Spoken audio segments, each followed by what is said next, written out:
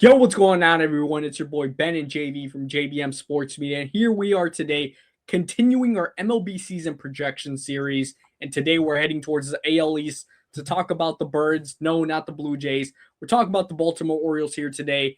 And this is actually a pretty good season projection because obviously we know the down year that the Orioles had last year, but they've made improvements. Let's talk about the lineup first, then the rotation, then the bullpen, and finally we conclude with our over/under total. JV, I'll let you talk about it first. What do you think about this Orioles lineup for 2026? This looks like a lineup that's been really revamped properly. Not for nothing, I really think it's a really good lineup. I can't wait to see what Samuel Basallo is gonna be able to produce for this team. Tyler O'Neill, I mean, it's just such a weird thing, right? He's always injured. He seems to be missing months at a time. So who knows what you're gonna get from him at the bottom of the lineup? Colton Cowser in that eighth spot to me is just a complete, that could be a complete awesome thing for them. I think he's gonna be really fantastic at the bottom of that lineup. You could really put him anywhere. I think you could even put him number one if you wanted to and lead off. But him at the bottom of that lineup, I really do like. It just gives some stability for the bottom of this lineup. And obviously they added Pete Alonso. Jordan Westbrook, if he can stay healthy, he's one of the best infielders, not in the American League, in baseball. I think he's going to be really good if he can put a full season together. Taylor Ward with some home run pop we saw in L.A. With the Angels, how he did in that trade, that coming over for Grayson Rodriguez, and obviously Gunnar Henderson. He's got to have a better year, right? Hopefully, he can have a better year at shortstop and put it all together. And Adley Rutschman, what's going to happen with him, bro? Does he get traded? Does he finally come into his own where they find a spot for him in this team?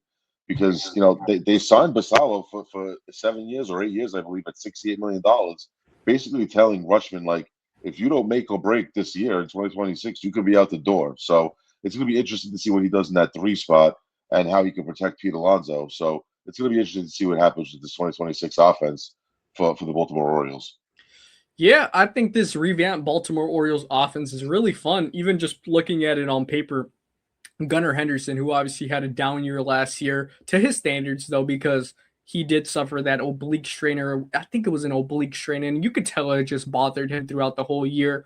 He played through it and he did his best, but now that we're going to get a fully healthy season of Gunnar Henderson right here in 2026, I think that's what everybody wants to see. Taylor Ward, I think, was a great pickup for this lineup. I think it brings, yes, some pop, but just in general, some depth that they did need as well. Like you mentioned, though, Adley Rutschman, what are we going to get at this point from Adley Rutschman? I think it is a prove a year for him, not a make it or break it deal. I mean, it could be to an extent if they want to trade him eventually, but like you said, they did lock up Basayo. Does he feel that and take it? All right, like I see that is not disrespect, but it's like we see where you guys here have your eyes at. Maybe he could take it that way.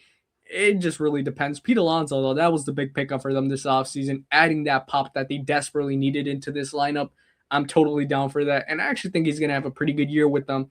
Jordan Westberg, like you said, we'll see how long he's going to miss. Obviously, he's going to miss a little bit of time to start off the year. I think I saw he has an oblique issue as well.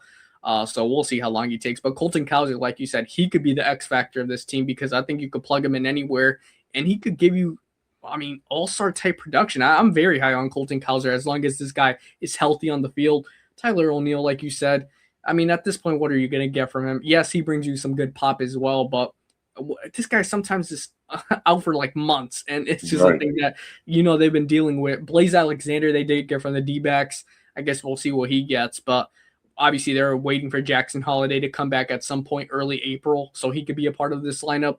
We'll just see how long that takes, but I'm very high on this lineup. I think it's one of the most exciting lineups in Major League Baseball in 2026, and I'll be watching a lot of Orioles game to see how it does end up translating onto the field. Well, now let's get into the starting rotation for the Orioles in 2026, led by Kyle Bradish, then Trevor Rogers, Shane Baz, Chris Bassett, and either Zach Eflin or Dean Kramer. What do you think about this Orioles rotation in 2026, JV? They definitely added some nice pieces. Obviously, getting back Zach Eflin and Dean Kramer. Chris Bassett was a nice addition. To round out this rotation. I love the Shane Baz trade. I think Shane Baz has a lot of upside if he can stay healthy. And he's pitched in the AL East, so he's very familiar with this division. Trevor Rogers was one of their best pitchers last year as well, and Kyle Bradish obviously coming into that one spot. I think he's earned it. I think he's a really good right-handed pitcher, and let's see what he can do in that top spot. But I think I think 1, 2, 3, and 4 right now is definitely formidable. And however they want to round out that fifth spot, either between Eflin and Kramer, is fine by me. I to be honest with you, I kind of like Kramer in the fifth spot there. Maybe have Zach Eflin kind of in like a hybrid role just to see what kind of goes on. I think Kramer is just more of a starter to me. I think you can kind of use, like I said, Eflin, in the bullpen maybe as a spot starter and see how you can go with there. But these four guys, it's a lot better than what they had last year. I'll tell you that much. They completely gave up when it came to their pitching rotation last year, and it was not looking good. This year, it's a lot more. It looks like they trimmed the fat off this rotation, and they're a lot more leaner.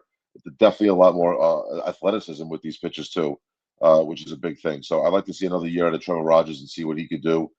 And like I said, if Shane Bass can stay healthy, that's a really nice number three to have in your rotation.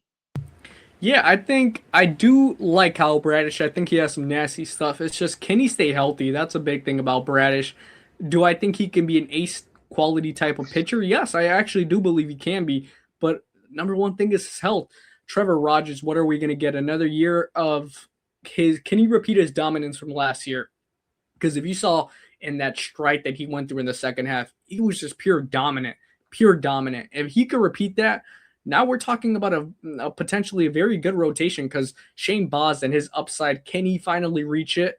I mean, we got to see it. We got to see it. He has his good starts, but then he has his really bad starts. So we have to have Shane Baz reach his level of consistency, which will bring good things for the Baltimore Orioles. And Chris Bassett, I mean, I think that was a pretty good pickup. I think it was 1 year, 18 million. Did they overpay? Yes, but they kind of had to because they had to add another pitcher into this rotation.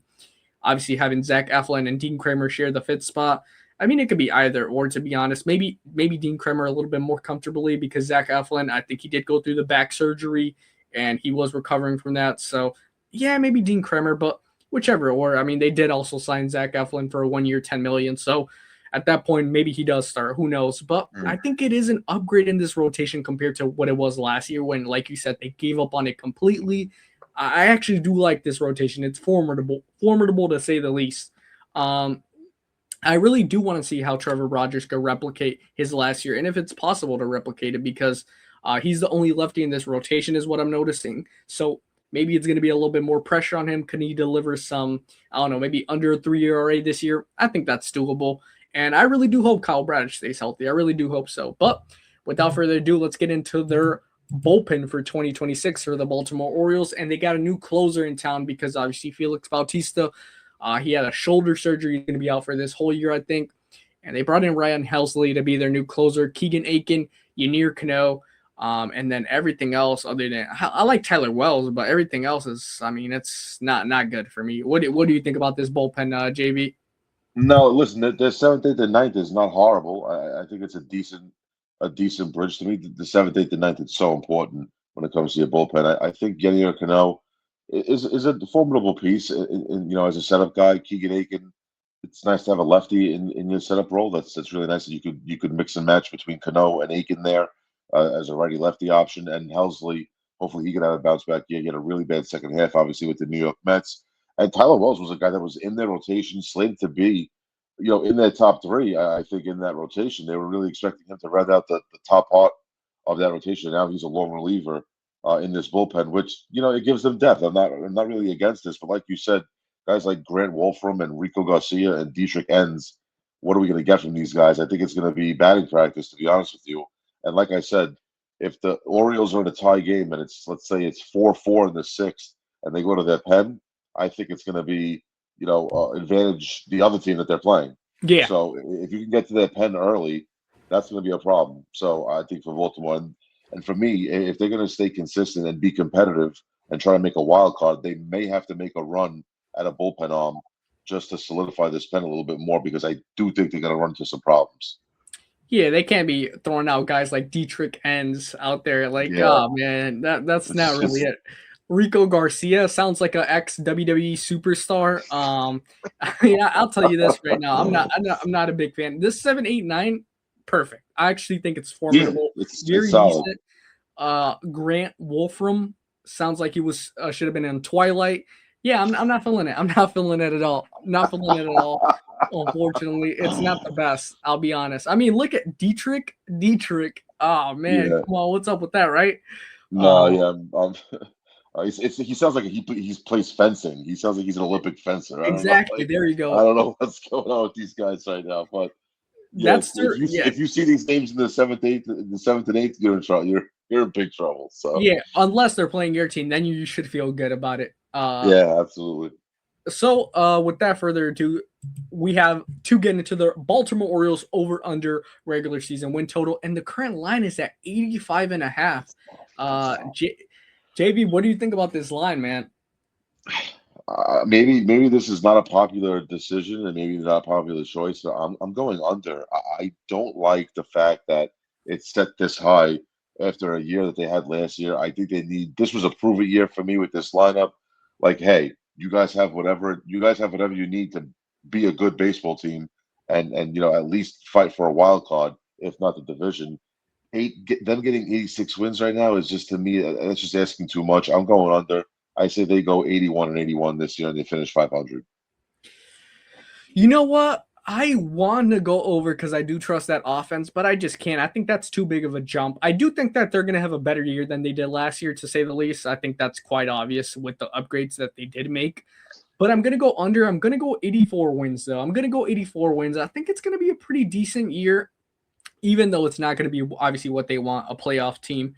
I think it's going to be some fun baseball. And I think at this point, compared to the year that they had last, that's going to be an upgrade. Obviously, it's not good. Like I said, not going to be a playoff bound team in my opinion, but I'm going to go with the under. I'm going to go 84 wins. JD goes 81 wins. But what do you guys think about the Baltimore Orioles in 2026? Let us know right here in the comment section. As always, make sure to subscribe here to JBM Sports Media. We appreciate it greatly. Till next time, we'll catch you guys later. Peace.